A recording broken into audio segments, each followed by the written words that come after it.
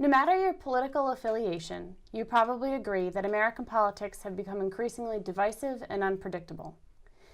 The constant discord in Washington is a distraction from the real problems of most Americans and prevents our elected officials from developing effective bipartisan solutions to policy problems. In 2010, a group of Democrats, Republicans, and independents formed a movement called No Labels to combat this trend. Here to talk to us about it is Bob Bashore, a member of No Labels and an Elkton resident. Bob, welcome to the show. Thanks for having me, Allison. Much appreciated. So tell us about your background and your connection to Cecil County. Well, I'm not a lifelong resident. I've had jobs around the country in sales. I ended up in Philadelphia and found my true love, which was horticulture, and did interior and exterior landscaping in the greater Philadelphia area with my own company. I have sold the company and am now recently retired and loving it. And I'm remarried with my wonderful wife, Joanne, here in just north of Elkton. With a horse farm. With a horse farm, Happy Acres. And she's the horse lady. I'm kind of like the horse hand, you know. But I've learned a lot, and I'm absolutely loving it. And I love Cecil County. It's been over a couple years, and this is my home. Very cool. And what happened, how I really got involved with No Labels was relatively recently. I've always had an interest in politics. I've been kind of in the middle in politics. I've leaned a little right sometimes, a little left. You'd call me a moderate, I would hope.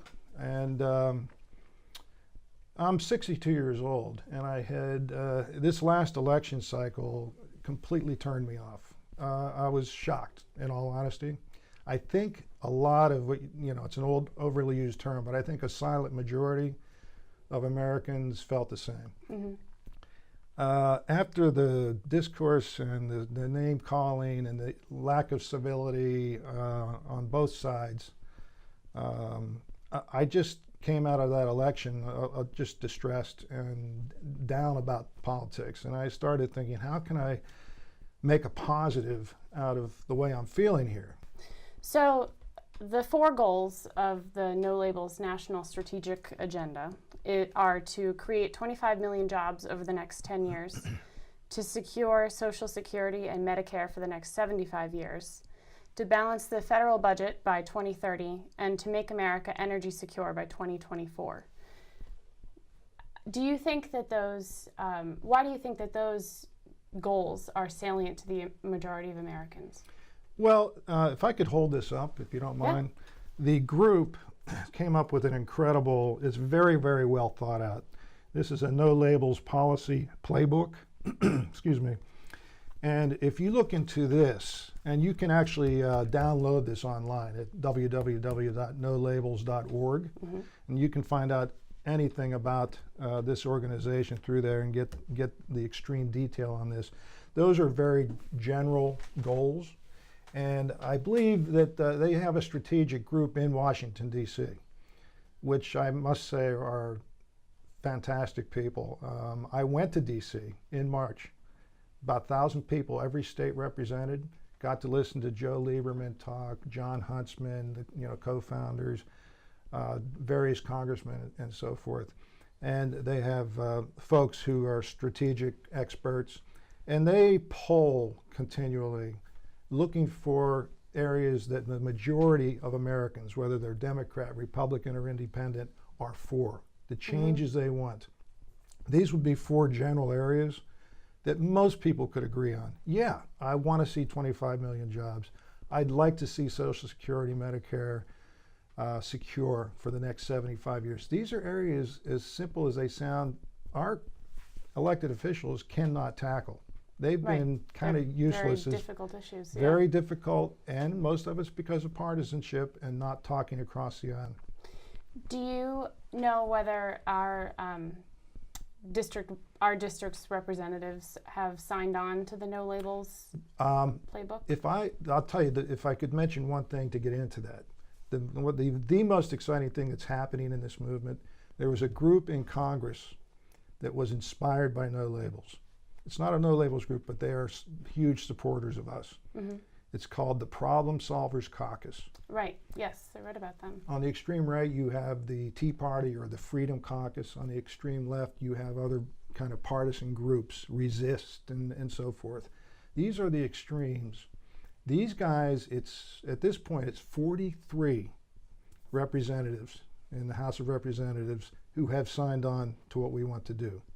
Now, our particular representative, Andy Harris, has not.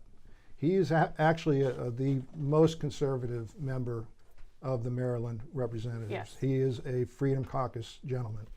To his credit, guess what? He has met with us and he's listened. He invited us to even monitor his town hall meeting that was on the national news, got quite energetic and Right. protests and everything. But I mean, I appreciate anybody listening and talking.